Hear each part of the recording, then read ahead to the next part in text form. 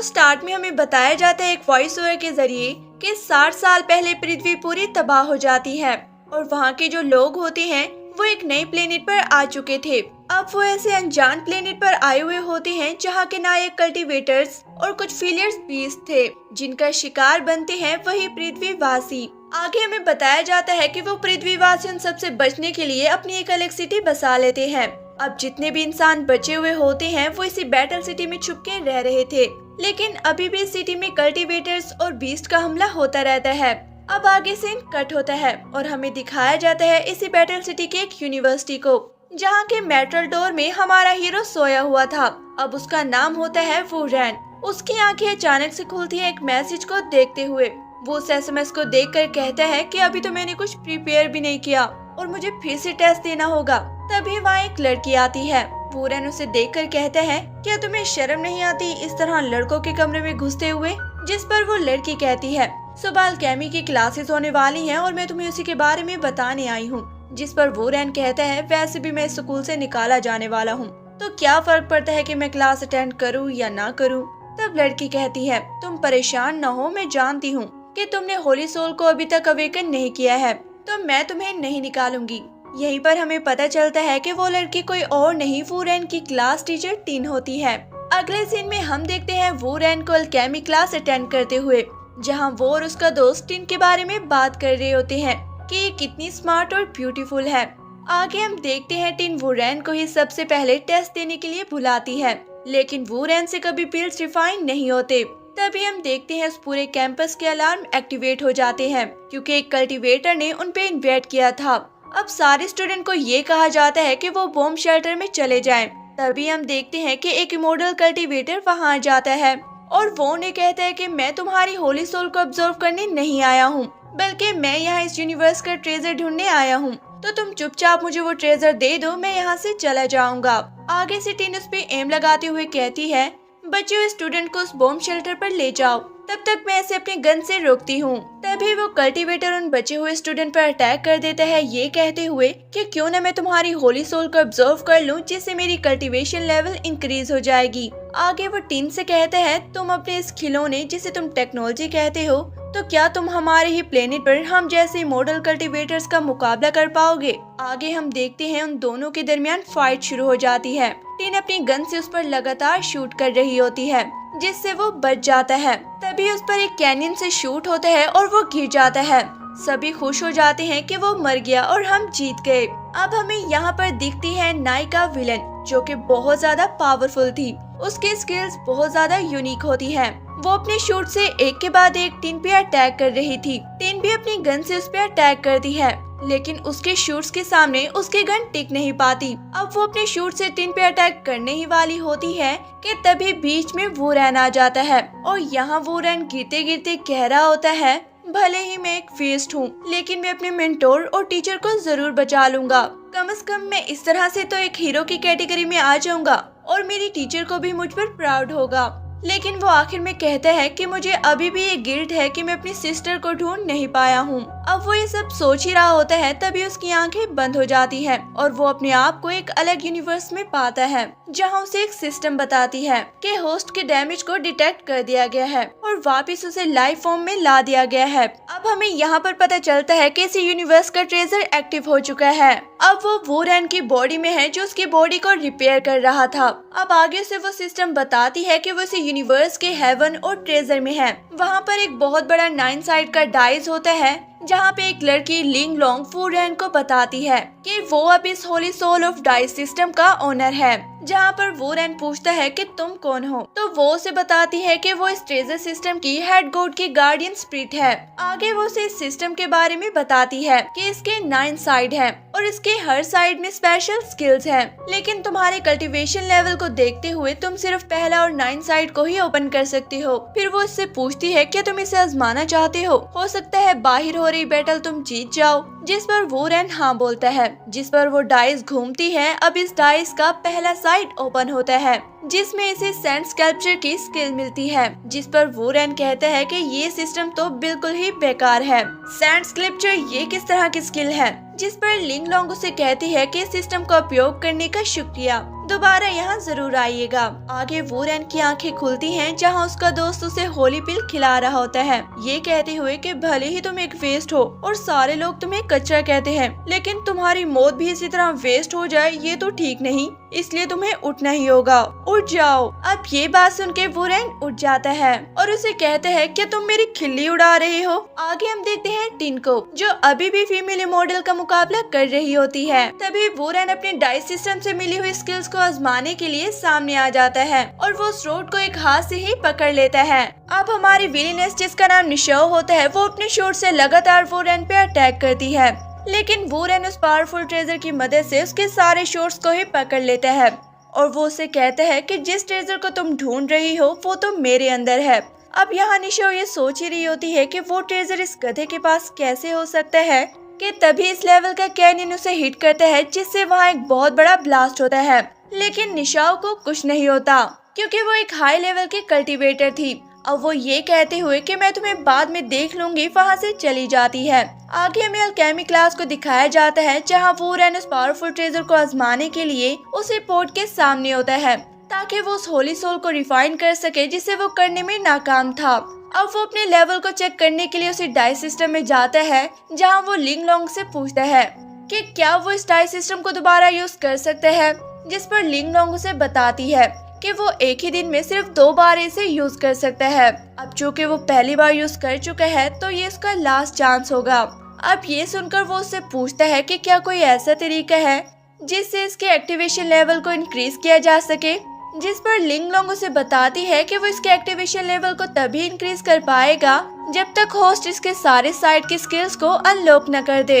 जिस पर वूरेन बोलते हुए क्या डब्बा सिस्टम है ये, वो इस डाइस को टर्न करता है। अब उसे इन 9 स्किल्स में से एक और स्किल मिलती है जिसका नाम होता है 100%, जिस पर लिंग लोंग उसे समझाती है कि अगर तुम्हें किसी चीज को सक्सेसफुली पाना है तो तुम्हें 100% लाउडली चिल्लाना पड़ेगा, तभी वो सक्सेसफुल हो जाएगा।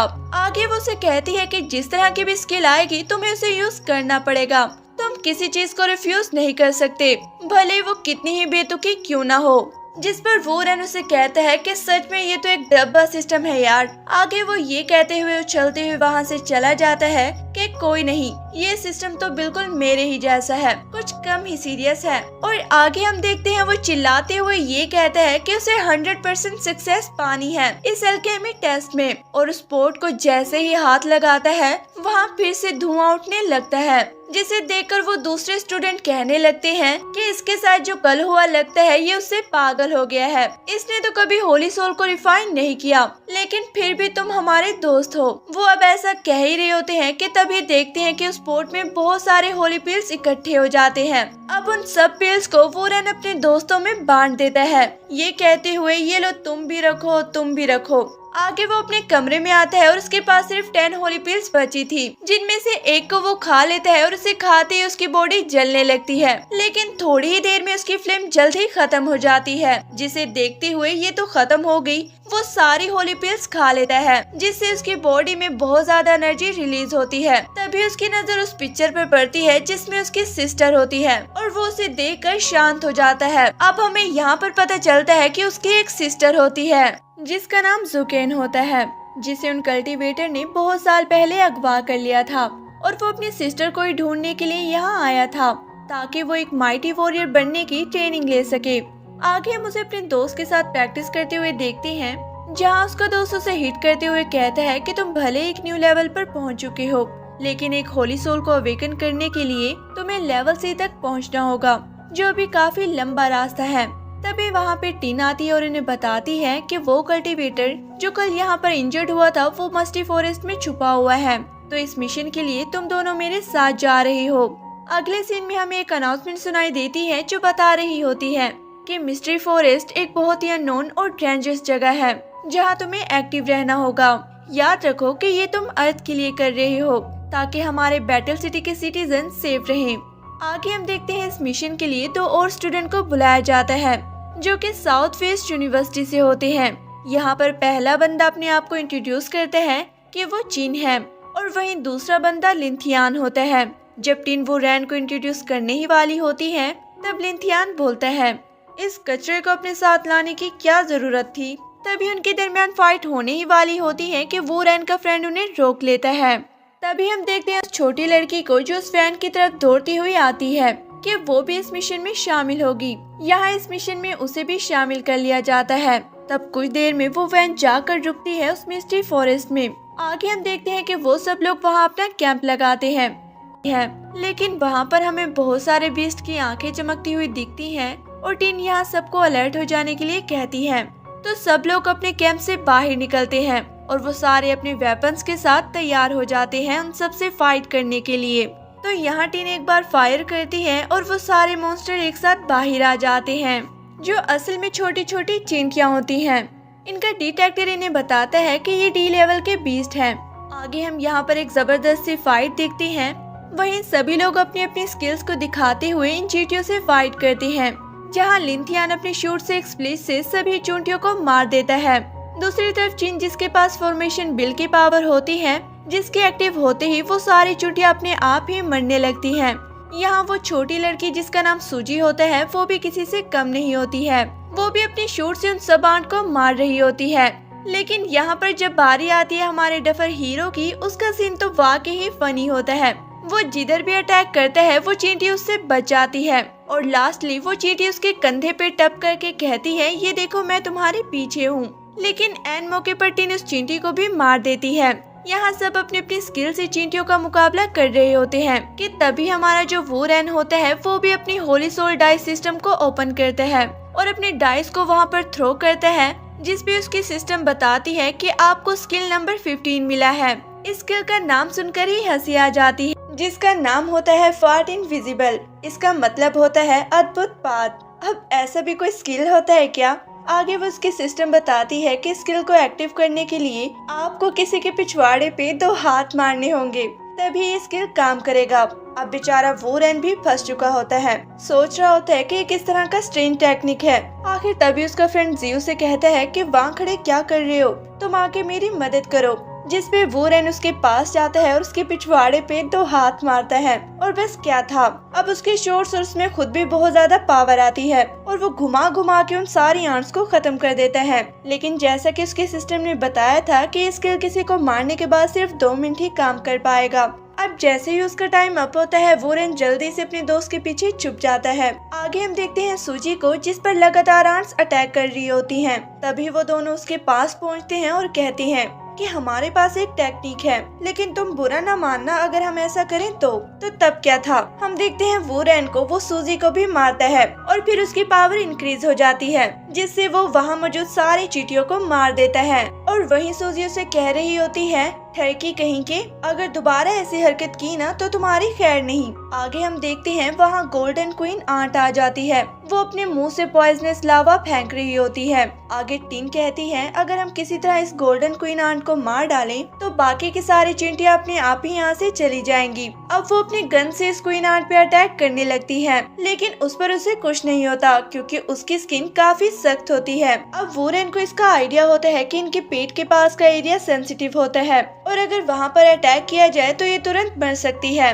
अब इसके लिए वोरेन वहाँ पर एक रस्सी को उठाता है और उन सबसे कहता है कि वो एक बार इशारा करे तो सब उसके साथ उस आंट को खींचना। आगे हम देखते हैं वोरेन उस चींटी के डंक पे उस रोप को फंसा देता है और सारे लोग मिलके उस रोप को खींचते हैं, जिससे वो आंट थोड़ी सी ऊपर उठ जाती है और इस तरह टिन को मौका मिल जाता है उसके पेट पे अटैक करने का और वो अपनी गन से लगातार उसके पेट पे अटैक करती है, जिससे वो आंट मर जाती है। लेकिन आगे जब वोरेन उस आंट के करीब जाता है तो वहाँ पर एक तिलिस्मान नजर आता है, जिसको देखकर वो समझ जाता है कि ये कोई आंट नहीं बल्कि उन कल्टीवेटर्स का कोई मैनिपुलेटिंग सिस्टम है। तभी हम देखते हैं अपनी विलेनस निशाओ को, जो ये कहते हुए उनके सामने आती है कि बहुत देर हो गई ये जानने में। आगे हम देखते हैं वो जोरदार अटैक करती है जिसका निशाना होता है वोरेन और यहाँ वोरेन तो उसे देखकर परेशान ही रह जाता है कि अभी अभी तो मैंने इसे हराया था, ये इतनी जल्दी रिकवर कैसे हो गई। वहीं हम देखते हैं वोरेन ये सब सोच ही रहा होता है कि जो चिन होता है वो उसकी मदद करता है अपनी प्रोटेक्टिव बिल से,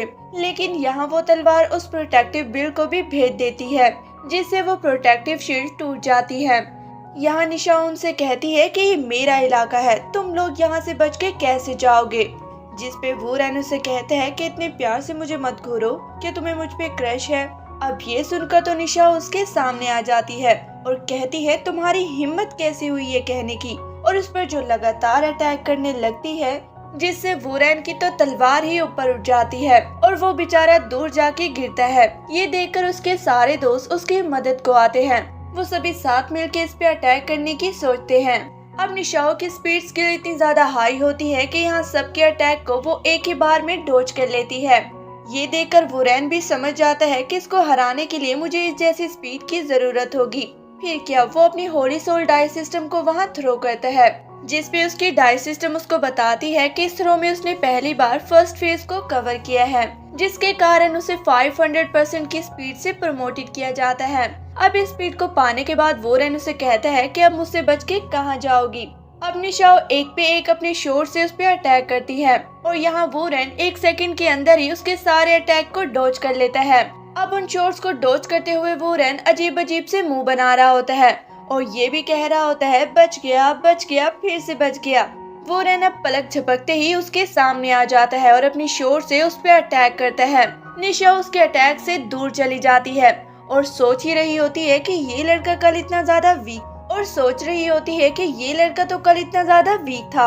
अब रातों रात इसके अंदर इतनी ज्यादा एनर्जी कहाँ से आ गई है और अब इसकी होली सोल भी कुछ वियर्ड सी लग रही है। अब निशा ये कहते हुए कि मैं तुम्हारी वियर्ड होली सोल को अभी ऑब्जर्व कर लेती हूँ। वो इस पे लगातार अटैक कर रही होती है, लेकिन यहाँ वोरेन ये कहते हुए बच गया और उसके सारे शॉट्स को डॉज कर लेता है और उसे कहता है कि तुम अपने आप को एक इमॉर्टल कल्टीवेटर कहती हो, बस यही तुम्हारी स्पीड है।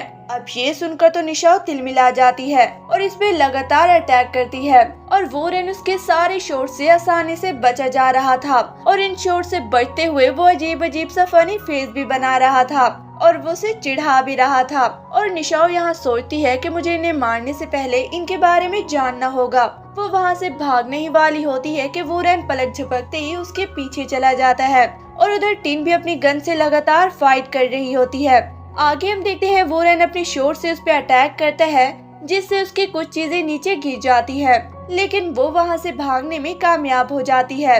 आगे उसके सारे टीममेट भी वहाँ आ जाते हैं। जब वो निशाओं की चीजों को उठाते हैं, जिसे देखते ही वोरेन को याद आ जाता है कि ये चीजें तो सिर्फ उसकी बहन ही यूज करती थी। आगे जी यहाँ उन सबको बताता है कि वोरेन की एक बहन थी जिसका नाम था जुकेन। उसे काफी यंग एज में इमॉर्टल कल्टीवेटर ने किडनैप कर लिया था और उसी दिन से वोरेन अपनी सिस्टर को ही ढूंढ रहा है। और आगे वो लोग उसे कहते हैं कि हम तुम्हारी सिस्टर को ढूंढने में तुम्हारी जरूर मदद करेंगे, चाहे हमें इस फीमेल कल्टीवेटर का सामना ही क्यों ना करना पड़े। आगे टीन यहाँ कहती है कि अभी हमारे लिए यहाँ रुकना सेफ नहीं है, तो अभी हमें अपनी सैनिक कार पे चलना चाहिए और वहीं जाके हमें एक प्लान बनाना होगा कि इस फीमेल कल्टीवेटर को कैसे हराना है। और इसी डिसीजन के साथ वो सारे निकल पड़ते हैं अपनी स्कूल से कार में।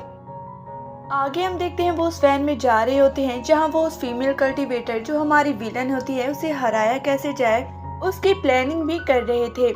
दूसरी तरफ हम देखते हैं निशाओ को जो काफी ज्यादा हर्ट हो चुकी थी, इसलिए वो एक केव के अंदर अपने आप को रिकवर कर रही होती है। वो सोचती है कि अभी अभी जिस लड़के से फाइट हुई है उसकी होली सोल तो काफी इंटरेस्टिंग है। आगे वो सोचती है मुझे किसी तरह से वोरेन को हराना ही होगा, वरना वो इस हालत में अपने क्लैन पहुंचेगी तो क्या मुंह दिखाएगी सबको कि वो एक मामूली इंसान से हारते हुए यहाँ आई है। अब वो किसी भी हाल पे वोरेन को हराना चाहती थी, इसके लिए वो अपने 2 क्लोन तैयार करती है और इसी मिस्टी फॉरेस्ट की तरफ निकल जाती है जहाँ उन्होंने कैंप लगाया हुआ था। आगे हमें कैंप का सीन दिखाया जाता है जहाँ पे ये लोग पहुँचते हैं और ये कैंप एक चोली रिवर के पास में होती है। वो लोग इस रिवर के बारे में देख के कहते हैं कि ये एक डाइवर्न रिवर है और लोगों का कहना है कि उस नदी के पार बहुत सारे भयानक बीस्ट हैं जो इस मिस्ट्री फॉरेस्ट में इस रिवर के थ्रू आ सकते हैं, जिस पर टिन कहती है कि हमें आगे के लिए सतर्क रहना होगा। वो फीमेल कल्टीवेटर हमारे आसपास यहाँ होगी तो कोई भी अपने वेपन को अपने से दूर ना करे। तभी वहाँ का अलार्म बजता है जो उन्हें बताता है कि एक फीमेल कल्टीवेटर इस रिवर की तरफ आ रही है। यहाँ टिन सभी से कहती है कि अब के बार निशा अपनी दुगनी तैयारी के साथ आई होगी और वो पहले से भी ज्यादा स्ट्रॉन्ग होगी। आगे हम देखते हैं टिन निशाओ के एक क्लोन का पीछा करने लगती है। आगे हम देखते हैं निशाओ अपने शॉट से उस पर अटैक करती है और इसे अपने झांसे में लेते हुए उन सब से अलग कर देती है। फिर हमें दिखाया जाता है टिन अपनी बुलेट गन से उस पर अटैक करती है यहाँ पे सीन कट होता है और हमें दिखाया जाता है वो रैन को जो सोच रहा होता है कि पता नहीं उसकी मेंटोर कैसी होगी। तभी उसके पास जी आता है और कहता है हमारी मेंटोर पावरफुल है, उन्हें कुछ नहीं होगा, तुम फिक्र ना करो। कि तभी उन्हें वहाँ पे कुछ हलचल सी दिखाई देती है और वो होती है निशाओ की दूसरी क्लोन। आते ही वो कहती है जिसका भी नाम वुरेन है वो मेरे सामने आ जाए, क्योंकि मुझे तुम्हारी होली सोल को डिवोर करना है। और वुरेन के अलावा बाकी जो लोग बचे हुए हैं, तुम्हारी सोल काफी इमेच्योर है, लेकिन मुझे तुम्हारी होली सोल को भी डिवोर करने में कोई इतराज नहीं है। तुम खुद को लकी ही समझो कि मुझ जैसी फीमेल कल्टीवेटर ने तुम्हारी होली सोल को डिवोर किया होगा। आगे निशाओ अपने शॉट से वुरेन पे अटैक करती है, जिसे वो अपनी वेपन से डॉज कर लेता है। यहाँ वुरेन उससे पूछता है कि तुम्हें वो छोटी सी वुडन शॉट कहाँ से मिली। अब वो इस वुडन शॉट का नाम सुनते ही वहाँ से चली जाती है और इस कैंप में एक बंदा जो कुछ खा रहा होता है उसके होली सोल को डिवोर कर लेती है। यहाँ एक ही बंदे की होली सोल डिवोर करने से निशाओ पावरफुल हो चुकी थी। आगे निशाओ उसकी टीम पे अटैक करती है, जिससे वो सारे वहाँ से हट जाते हैं सिवाय वुरेन के।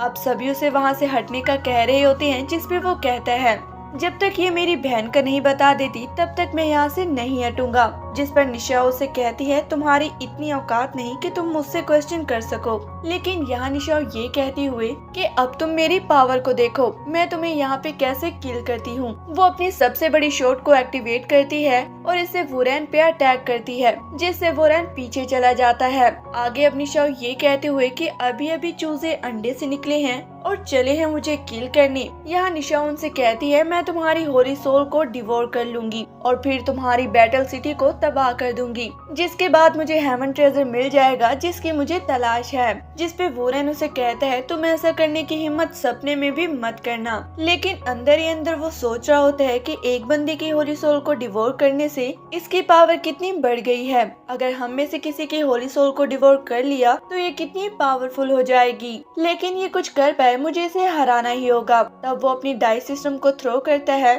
तो इसकी सिस्टम इसे बताती है कि इसे एक नया स्किल मिला है जो कि स्किल नंबर 19 है। अब इस स्किल का नाम होता है डू विद मी। अब आगे इसकी सिस्टम बताते हुए कहती है कि ये एक ऐसा सिस्टम है जिसमें होस्ट को एक पर्सन को चूज करना होगा और इसका चूज किया हुआ पर्सन वही हरकतें करेगा जो इसका होस्ट उसे करवाना चाहेगा, और ये सब उसे करवाने के लिए होस्ट को खुद भी वो काम करना होगा। आगे उसकी सिस्टम बताती है कि वो अपॉइंटेड पर्सन सिर्फ 2 मिनट के लिए ही अवेल्ड होगा। अब ये सुन के तो वुरेन हैरान रह जाता है कि इसकी स्किल तो वाकई में ही अजीब है, ये कितना शेमफुल है इस तरह की कोई हरकत करना। अब निशाओ को वुरेन अपॉइंट करने का सोचता है और उसे कहता है अब देखो लड़की, मैं तुम्हारे साथ क्या करता हूँ। हम देखते हैं वुरेन अपने हाथों को ऊपर करते हुए खड़ा हो जाता है और अपने साथियों से कहता है कि मैंने इसे मैनिपुलेट कर दिया है, अब तुम सभी इस पे अटैक करो। और दूसरी तरफ निशाओ सोच रही होती है कि किस तरह का मैजिक है जिसने मेरी पूरी बॉडी को कंट्रोल कर लिया है। आगे हम देखते हैं जी को जो अपनी शॉट से निशाओ पे अटैक करने ही वाला होता है कि निशाओ अभी भी अपनी शॉट को कंट्रोल कर पा रही होती है अपने माइंड से। वो अपनी सिर्फ 2 उंगलियों को ही मूव करती है और अपने चारों तरफ शील्ड बना लेती है और साथ ही अपनी शॉट से जी पे अटैक भी कर देती है। ये देखते हुए लिंथियान वुरेन से कहता है कि तुम्हें इसके ध्यान को भटकाना होगा, इसलिए तुम इसे कुछ मूवमेंट करवाओ। अब ये सुनते ही यहाँ वुरेन शुरू हो जाता है और हमें स्कूल में जो सुबह सुबह सुनाई देती है पीटी की 1 2 3 काउंटिंग वो शुरू हो जाता है, जहाँ वो कह रहा होता है ये है PT number 1, PT number 2, PT number 3, ऐसे करके वो सारी की सारी पीटियां उसे करा देता है। यहाँ निशा बड़बड़ा रही होती है कि एक बार मुझे इस मैनिपुलेटिंग से आजाद होने दो, मैं तुम्हें कच्चा जबा जाऊंगी। अब निशा पीटी के कारण बिजी हो जाती है जिस पे उसका शॉट पे कंट्रोल नहीं रहता। निशा पीटीओ की आवाज के साथ ये चिल्ला रही होती है कि मैं तुम्हें मार डालूंगी, मार डालूंगी। जिस पर वुरेन उसे बोलता है जल्दी से मुझे अपनी सिस्टर का पता बता दो क्योंकि तुम्हारे से ही वुडेन की वो छोटी शॉट मिली थी। जिस पर निशा उसे कहती है अगर मैं ना बताऊं तो। अब ये सुनकर तो वुरेन कहाँ चुप बैठने वाला था।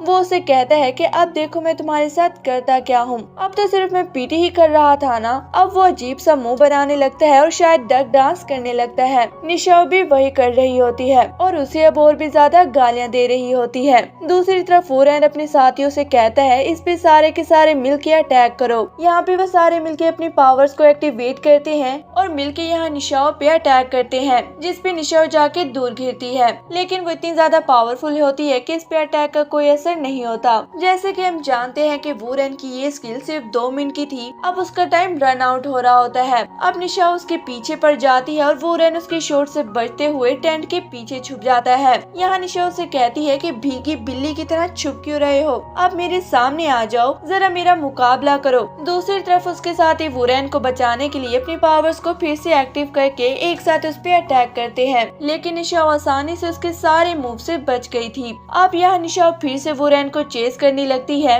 जिस पर सूजी कहती है अभी हमारी मेंटोर टिन आएगी और हम सबको बचा लेगी। यह निशाओ कहती है कि कोई नहीं आने वाला तुम्हें बचाने को, क्योंकि मैंने पहले ही इस चीज का इंतजाम कर दिया है। अब फिर से निशाओ वूरेन के पीछे पड़ जाती है, जिस पर वूरेन कहता है कि मुझे छोड़ दो, मेरे पास तो इतनी पावर भी नहीं है। आगे वूरेन की जो डाइस सिस्टम होती है वो एक्टिव हो जाती है और उसे कहती है कि होस्ट के इस तरह के क्राइसिस को देखते हुए एक और चांस मिला है कि वो फिर से डाइस को थ्रो करे, जिससे वूरेन को एक और स्किल मिलता है जो कि होता है कि जो भी अभी मांगोगे वो मिल जाएगा। जिससे वूरेन उस सिस्टम से ये मांगता है कि ये जो फीमेल कल्टीवेटर है जो मुझे मारने के लिए मेरे पीछे पड़ी हुई है वो मेरे प्यार में पड़ जाए। जिस पे उसकी सिस्टम उसको बताती है कि अपने इस हुलिये को देखकर तुमने कुछ ज्यादा ही डिमांड नहीं कर दिया, जो कि तुम अपनी ह्यूमन लैंग्वेज में कहते हो स्कैम। आगे वूरेन अपने साथियों से कहता है तुम लोग दूसरी तरफ चले जाओ। यहाँ वो अपनी सिस्टम को अब भी कह रहा होता है कि जो मैंने कहा है वो जल्दी से करो। आगे रास्ता खत्म हो जाता है और वूरेन उस चुल्ली रिवर में गिर जाता है, जिसके बारे में कहते हैं कि ये किसी को भी नहीं छोड़ती, चाहे वो ह्यूमन हो या कल्टीवेटर, सारी की सारी उसकी एनर्जी को ऑब्जर्व कर लेती है। दूसरी तरफ हम देखते हैं जो निशाओ होती है उसके दिल में भी कुछ चेंज होने लगता है और उसे एक अजीब सी स्ट्रेंथ फीलिंग होने लगती है। वो कह रही होती है बस कैसे भी करके इस नदी में कूद जाए और वूरेन को बचा ले। एक तरफ तो उसे उस पे प्यार भी आ रहा होता है और दूसरी तरफ वो गुस्सा भी कर रही होती है कि आखिर मैं ऐसा क्यों सोच रही हूँ। आगे वो भी नदी में कूद जाती है और हम देखते हैं कि वो दोनों बेहोश हो चुके हैं। अब यहाँ पे सीन कट होता है और हमें रात का सीन दिखाया जाता है। जो टिन होती है वो अभी भी फीमेल कल्टीवेटर क्लोन का पीछा कर रही होती है।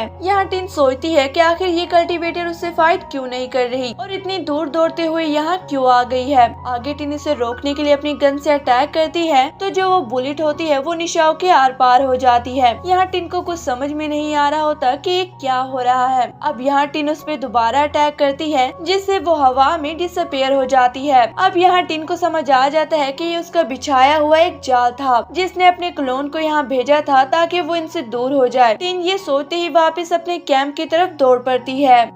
आगे हम यहाँ पे निशाओ को होश आता हुआ देखते हैं और इसे यहाँ कुछ समझ नहीं आता कि आखिर उसके साथ हो क्या रहा है और आखिर वो क्यों वूरेन को बचाना चाहती है। अब सारी की सारी पावर उसकी रिवर ने डिवोर कर ली होती है, जिससे उसको वीकनेस फील हो रही होती है। लेकिन निशाओ के पास खुद की तो शॉट होती है, जिससे वो फिर से वूरेन को मारने का डिसाइड करती है। अब जैसे ही निशाओ उस पे अटैक करने वाली होती है उसका दिल जोर जोर से धड़कने लगता है और वो सोच रही होती है कि मैं तो बिल्कुल भी उसे मारना नहीं चाहती। आखिर निशाओ उससे पूछ ही लेती है कि तुमने मुझ पे कौन सी ट्रिक आजमाई है, तुमने मेरे साथ ये क्या किया है।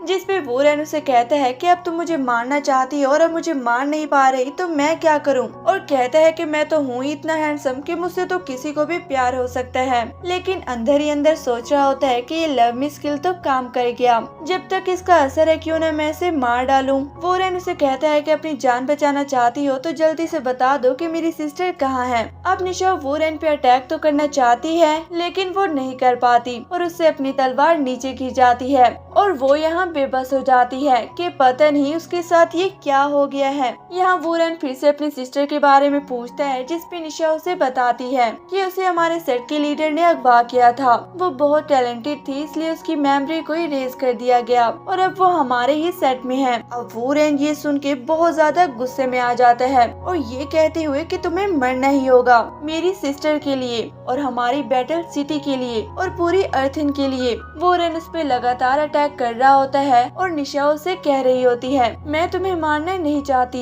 यहाँ वूरेन काफी कोशिश के बाद उसे मारने में नाकाम रहता है और वो सोच रहा होता है कि अब भी मैं इसे नहीं मार पा रहा तो मैं कितना बड़ा लूजर हूँ। वहाँ निशा उसे समझाने की कोशिश कर रही होती है कि मैंने तुम्हारी सिस्टर के साथ कुछ भी बुरा नहीं किया और ना ही उसे किडनैप किया है, लेकिन वूरेन उसकी एक नहीं सुनता और समझता है कि सारे मॉडल कल्टीवेटर इवल ही होते हैं। यहाँ निशा उसे कहती है कि क्यों ना ऐसा करो कि तुम मेरे साथ हमारे मॉडल सेट चलो, वहाँ तुम अपनी सिस्टर से मिल सकते हो। जिसपे वूरेन उसे कहता है कि अगर तुम मेरी हेल्प ही करना चाहती हो तो तुम मॉडल सेट जाओ और मेरी बहन को ले आओ। और वूरेन उसे ये कहते हुए कि अभी तुम मेरी इस लव मी स्किल के ट्रैप में हो तो मैं तुम्हें मार ही डालता हूँ, तभी मैं अपनी सिस्टर को बचा पाऊंगा। अब हम देखते हैं वो इस पे अटैक करता है और वो उसे भी मार नहीं पाता और उसके सिर्फ 2 बाल ही कट होते हैं। यहाँ वूरेन उस पे फिर से अटैक करता है ये कहते हुए, लेकिन निशा वहाँ उस जगह से हिलती नहीं और उसे कहती है कि जब तुम्हारी मर्जी इसी में है तो मैं हाजिर हूँ। और यहाँ हम देखते हैं कि वूरेन भी उसे मार नहीं पाता और वो सोच रहा होता है कि मैं इसे क्यों नहीं मार पा रहा, क्या मैं भी इसके लिए कुछ फीलिंग रख रहा हूँ। अब इस अटैक से तो निशा फिर से उस चुल्ली रिवर में गिर जाती है और यहाँ वूरेन सोच ही रहा होता है कि आखिर ये किस तरह का स्किल है जो मुझे भी ट्रैप कर चुका है। और यहाँ वो अपनी डाई सिस्टम को आवाज दे रहा होता है कि लिंग लोंग आखिर मैं किस ट्रैप में फंस चुका हूँ, क्या तुम मुझे इसके लव मी के बारे में बता सकती हो। अब वहाँ बहुत तेज बारिश होने लगती है और वूरेन वहाँ बेहोश हो जाता है। आगे हम देखते हैं कि वूरेन की आंखें हॉस्पिटल में खुलती हैं, जहाँ उसे टीन बताती है कि उसे पूरे 3 दिन के बाद होश आया है और उन लोगों ने वूरेन को काफी जख्मी हालत में उस रिवर के किनारे पाया था। आगे उसे टीम ये भी खुशखबरी बताती है कि उसकी आउटस्टैंडिंग परफॉर्मेंस के कारण उसे मॉडल हंटिंग टीम में शामिल कर लिया जाता है, जहाँ पे जाने का सपना उस सिटी के सारे टीनेजर को होता है। अब इस टीम में ज्वाइन होने के लिए काफी कठिन परिश्रम देना पड़ता है, साथ ही इस टीम के मेंबर्स को काफी आधुनिक हथियार दिए जाते हैं क्योंकि यहाँ पे लड़ाई हो रही होती है मैजिक की साइंस के साथ। अब ये सुन के वूरेन काफी खुश हो जाता है कि उसे मॉडल हंटिंग टीम में शामिल कर लिया गया है। तभी दरवाजे पे नॉक होता है और हमें एक नया कैरेक्टर दिखाया जाता है। अब ये न्यू कैरेक्टर 1 नंबर का बेवड़ा होता है। यहाँ वूरेन के पूछने पे टीन उसे बताती है कि ये मॉडल हंटिंग टीम का कैप्टन बोजा है जो कि इलेक्ट्रिसिटी और थंडर को कंट्रोल कर सकता है। और उसे ये भी बताती है कि मॉडल हंटिंग टीम के 1000 से ज्यादा ग्रुप है और ये ग्रुप नंबर 16 का कैप्टन है जो कि कई बार नए सिलेक्ट हुए मेंबर्स को उस मिस्ट्री फॉरेस्ट में प्रैक्टिस करवाने ले जाता है। आगे वूरेन को वो कैप्टन ट्रेनिंग ग्राउंड में 10 बजे प्रेजेंट होने को कहता है और यहाँ सीन कट होता है और हमें कॉलेज का कैंपस दिखाया जाता है जहाँ पे वूरेन अपने दोस्तों से मिलता है। तभी जी वूरेन को बताता है कि कोई सुबह से तुम्हारा वेट कर रहा है। ये जान के वूरेन यहाँ काफी इतराता है कि लड़कियां अब उसका वेट भी कर रही हैं। वो इतना पॉपुलर हो गया है। जिसपे जी उसे कहता है कि तुम खुद ही देख लो ये कौन है। तभी हम वहाँ पे एक लड़के को आता हुआ देखते हैं जो उसे कहता है कि मैं तुम्हें चैलेंज करता हूँ क्योंकि तुम मिस सिटी के नंबर 1 लूजर हो तो तुम कैसी मॉडल हंटिंग टीम में सिलेक्ट हो सकते हो। तुमसे ज्यादा पावरफुल और गुणवान तो मैं हूँ, इसलिए मैं तुम्हें चैलेंज करता हूँ। जिसपे वूरेन उसे कहता है कि मैं तुम्हारे चैलेंज को एक्सेप्ट नहीं करता तो क्या कर लोगे। आगे वो लड़का वूरेन को बहुत बुरा भला कहता है, लेकिन वूरेन तो है 1 नंबर का फट्टू, से कोई फर्क नहीं पड़ता। वो उसे कहता है हाँ थोड़ी तो शर्म आती है, बोला ना चैलेंज एक्सेप्ट नहीं करना, जाओ यहाँ से। इवन वूरेन उसे चिढ़ाते हुए ये कहता है कि अगर तुम मुझे चैलेंज ही करना चाहते हो तो पहले मेरी चैलेंज फी दे दो, चाहे तो इसके लिए तुम कैश या ऑनलाइन पेमेंट कर सकते हो, तभी मैं तुम्हारा चैलेंज एक्सेप्ट करूंगा। वूरेन उसे अपनी चैलेंज फी का चार्ज $50 बताता है। ये सुन के उसके सारे दोस्त एम्बैरेस हो जाते हैं और उसे कहने लगते हैं कि इसे हम नहीं जानते। आगे वो लड़का इस बात पे एग्री हो जाता है और उन दोनों की फाइट शुरू हो जाती है। और जैसे कि हम जानते हैं कि वूरेन 1 नंबर का फट्टू है, वो फिर से अपनी डाइस सिस्टम को ओपन करता है और यहाँ फिर से उसकी डाइस सिस्टम मदद करती है।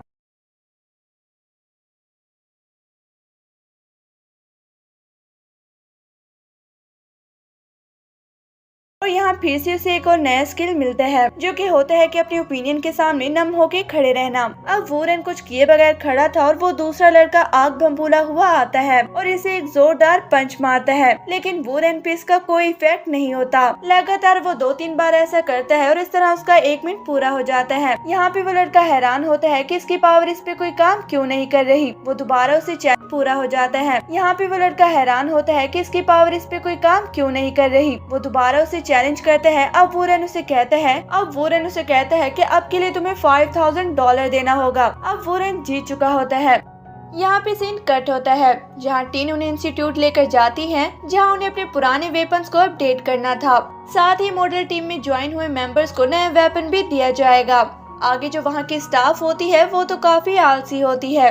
जब वो वुरेन को देखती है तो उसे देखते ही कहने लगती है, तुम वही हो ना, तुम वही वुरेन हो ना। अब ये सुन के वुरेन फिर से डींगे हाँकने लगता है और कहता है, देखा मैं कितना ज्यादा फेमस हूँ, ये लड़की भी मुझे जानती है। जिस पे स्टाफ उसे कहती है कि तुम वही वुरेन हो ना जो इस सिटी के नंबर 1 लूजर की कैटेगरी पे है। जिस पे वुरेन कहता है कि अपने सिस्टम को चेक करो, ये तो काफी पुरानी बात है, अभी अभी का डाटा चेक करो, मैं तुम्हें नंबर 1 पे मिलूंगा। आगे वो स्टाफ उसकी बातों को इग्नोर करते हुए उन्हें इस इंस्टीट्यूट की साइंटिफिक रिसर्च सेंटर में ले जाती है। आगे वो उन्हें बताती है कि जब भी कोई नया मेंबर मॉडल हंटिंग टीम में सिलेक्ट होता है तो उसे अपनी पसंद का इक्विपमेंट चुनने का अधिकार होता है। आगे टीन उन्हें बताती है कि इंस्टीट्यूट के रूल के मुताबिक सभी को बी लेवल का इंस्टीट्यूट ही चूज करना होगा, लेकिन वुरेन को आउटस्टैंडिंग परफॉर्मेंस के कारण ए लेवल का इक्विपमेंट चुनने का अधिकार है। आगे हम देखते हैं वुरेन को जिसे एक इक्विपमेंट नजर आता है। आगे वो स्टाफ उसे बताती है कि ये एस लेवल का इक्विपमेंट है जिसे अब तक किसी ने भी सिलेक्ट नहीं किया। आगे वो बताती है कि ये शॉट तो काफी ऑर्डिनरी है, लेकिन इसमें 200 पैटर्न्स हैं जो सिर्फ डिफेंस के लिए ही काम करते हैं। अब इस डिफेंस का नाम सुनते ही वुरेन समझ जाता है कि ये मेरे काम की चीज है। अब वुरेन के इस शॉट के एक बटन को प्ले करते ही वो एक शील्ड में ट्रांसफॉर्म हो जाती है, जिसपे वुरेन उससे पूछता है कि ये अगर एस लेवल का शॉट है तो ये ए लेवल में क्या कर रहा है। जिसपे वो स्टाफ उसे बताती है कि इसमें फाइट करने की क्षमता बहुत ही कम है। अब इसमें इतनी ज्यादा डिफेंस के पैटर्न है कि किसी भी ए लेवल के मेंबर ने इसे चूज नहीं किया। आगे वो स्टाफ वुरेन को वो शॉट देने से इनकार कर देती है क्योंकि वो ए लेवल का नहीं होता और वुरेन को सिर्फ ए लेवल का शॉट ही चूज करना था। लेकिन वुरेन यहाँ उसे चॉकलेटी बन का लालच देता है, जिस पे वो मान जाती है। आगे वो वीक सी शॉट वुरेन की हो जाती है और उसे लेने के बाद वुरेन बहुत ही ज्यादा खुश हो जाता है, जैसे उसे कोई खजाना मिल गया हो। आगे हमें उसी ट्रेनिंग सेंटर को दिखाया जाता है जहाँ सारे मेंबर आ चुके होते हैं। वुरेन यहाँ लेट पहुँचता है, जिसका कारण वो बताता है कि वो सारी रात प्रैक्टिस कर रहा था। सूजी उसे करेक्ट करते हुए कहती है कि तूने अपनी ओवरस्लीप की आदत आज भी नहीं छोड़ी, जबकि हमारा फर्स्ट डे ऑफ ट्रेनिंग है। यहाँ उसके सारे दोस्त उसकी खिल्ली उड़ाने लगते हैं। तभी वहाँ कैप्टन आते हैं जो इन्हें एक लाइनअप में लगाते हैं और यहाँ एक लंबी चौड़ी भाषण होती है कि उन्हें कैसे मॉडल कल्टीवेटर से फाइट करनी है और कैसे अपनी सिटी को बचाना है वगैरह वगैरह। आगे कैप्टन अपना ये लेक्चर दे ही रहा होता है कि इनमें से एक मेंबर उन्हें बीच में टोकता है, जिसके कारण उसे कैप्टन की थंडर और इलेक्ट्रिक पावर का मजा चखना पड़ता है। आगे कैप्टन उन सबसे कहते हैं कि वो एक एक करके सबकी होली सोल को चेक करेंगे कि वो किस लेवल पे हैं। अब ये सुन के तो वुरेन की फट जाती है क्योंकि अब तक उसकी होली सोल एक्टिवेट नहीं होती। अब सबसे पहले ये टेस्ट देने के लिए सूजी आगे बढ़ती है और हम देखते हैं कि वो अपनी होली सोल को अवेकन कर लेती है, जो कि एक बी लेवल की ग्रेट शॉट होती है। अब बारी आती है जी की, वो भी अपनी होली सोल को एक्टिवेट कर लेता है, जो कि बी लेवल की ट्राई शॉट की होती है। आगे हम देखते हैं कि एक एक करके चीन और लिंथियान भी अपनी होली सोल को एक्टिवेट कर लेते हैं। लास्टली बारी आती है वुरेन की, जो अपने ख्यालों में होता है कि अब तक उसका होली सोल अवेकन नहीं हो पाया है। वो अपने डाई सिस्टम का यहाँ खुलासा नहीं कर सकता, इसलिए वो सीधे जाके कैप्टन से कहता है कि वो क्लास डी का फाइटर है और इसकी कोई भी होली सोल नहीं है। जिसपे कैप्टन उसे कहता है कि स्टार्टर के मुताबिक तुम्हारी लेवल तो काफी हाई होनी चाहिए, लेकिन अभी तक तुम्हारी होली सोल ही एक्टिव नहीं हुई है, तो तुम उन कल्टीवेटर से आखिर लड़ कैसे रहे थे। जिसपे सूजी उन्हें बताती है कि इसके पास एक स्ट्रेंज सी पावर है, जिसके कारण ये अजीब अजीब सी हरकतें करता है, जिससे ये और भी ज्यादा स्ट्रेंजर हो जाता है। जिसपे लिंथियान कहते हैं कि अचानक से इसकी पावर इंक्रीज हो जाती है जैसे ही ये दौड़ना चालू करता है। जी भी यहाँ उनका साथ देता है और कहता है कि ये कल्टीवेटर को अपने अकॉर्डिंग मैनिपुलेट भी कर सकता है, जैसे जैसे ये करता है वो लोग भी वैसे ही हरकतें करते हैं। अब ये सुन के कैप्टन उससे ये स्किल दिखाने को कहता है, तो यहाँ पे वुरेन उन्हें जवाब देता है कि ये स्किल रैंडमली उसके पास आती है और जिस तरह की सिचुएशन होती है उन स्किल के अकॉर्डिंग ये बिहेव करता है। आगे कैप्टन ये कहते हुए कि इस तरह की स्ट्रेंज स्किल मैंने पहली बार सुनी है और वो अब ऑफिशियली सबको हंटिंग टीम का मेंबर घोषित करता है और उन्हें ये कहते हैं कि अब से 1 महीने के लिए उन्हें कड़ी ट्रेनिंग दी जाएगी। जैसे ही उनकी ट्रेनिंग पूरी होती है उनका टेस्ट लिया जाएगा उसी मिस्टी फॉरेस्ट में। अब सीन कट होता है और हमें दिखाते हैं कि जिससे निशा दूर जाके एक बिल्डिंग से टकराती है और वो जो पूरी बिल्डिंग होती है उस पर ढह जाती है। अब वुरेन को लगता है कि निशा मर गई है। अब वो वुरेन और सूजी के पास जाता है। वुरेन बड़ी ही प्यार भरी नजरों से टिन को देखता है और उससे फाइनली ये कहता है चलो अब घर चलते हैं। आगे हमें एक बड़ा सा टावर दिखाया जाता है जिसपे सुबह होने का अंदेशा होता है और यहीं पे हमारी एनिमी हो जाती है खत्म।